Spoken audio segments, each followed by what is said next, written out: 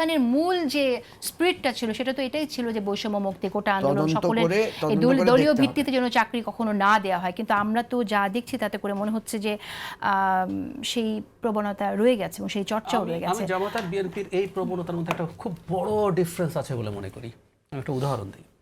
আচ্ছা, বিএনপির লোকজন ব্যবসা করে তো, কিন্তু আপনি কি কনফিডেন্টলি বলতে পারেন ওখানে বিএনপি ছাড়া জীবনে বিএনপি করে নাই, বিএনপির সদস্য ছাড়া কারো চাকরি হয় না?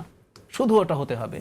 জামাত কতগুলো প্রতিষ্ঠান ওন করে, যদিও বলেন এটা তাদের দলের না, ঠিক আছে মানলাম, কিন্তু খুবই ওপেন সিক্রেট। তাদের প্রতিষ্ঠানে তাদের প্রবণতাই হচ্ছে তারা তাদের লোক ছাড়া কাউকে ওখানে ঢোকাবেন না। মানে বাংলাদেশের মতো দেশে এই ঘটনাটা ঘটে। তো জামাত যেখানে যেখানে এম্পাওয়ার্ড হবে সে এই চেষ্টা করবে, এটা তার অভ্যাস, ও তৈরি হয় এভাবে। সে শত যোগ্য লোক দেখে নেবে না, ওর বাছাই করে নেবে। গ্রুমিং ওরকম হয় না, মানে শিবির না করলে বা জামাত না করলে কি তারা শত যোগ্য লোক না, সেই প্রশ্নটাও তাহলে সেটা তো আলাদা প্রশ্ন। কথা হচ্ছে এটা তার প্রিভিলেজ, এটা প্রিভিলেজ। কিন্তু আপনি শুধুমাত্র ওই ব্র্যান্ডেড, এখন ওই যে আবার বললাম, কেউ কেউ বলতে পারেন যে কোথায় নিয়ম আছে, আমরা তো সার্কুলার দেই টেই, এগুলো আরেকটা কুতর্ক, এটা ঢুকছি না আমি।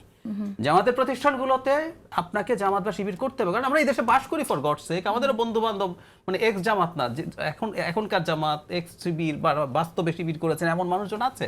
আমরা ওই প্রতিষ্ঠানগুলো সম্পর্কে জানি। তো এই প্রবণতা তাদের মধ্যে প্রচুর বেশি আছে। তাদের যে কৌশল আসলে আগে থেকে ছিল, এটাকে কেউ ইভেন ভালো কৌশলও বলতে পারেন, কেউ কেউ বলার চেষ্টা করছেন যে তারা এই যে ক্ষমতার জায়গাগুলো ক্যাপচার করার চেষ্টা করেছে না। সো এটা তারা করেছে, এটা করে, এবং তাদের এই প্রবণতা বিএনপির চাইতে তুলনামূলকভাবে অনেক বেশি। জামাতের শেপটা বিপ্লবী দলের আলোকের শেপ। হ্যাঁ, সেই কারণে তারা কৌশলের অংশ হিসেবে দীর্ঘদিন থেকে তারা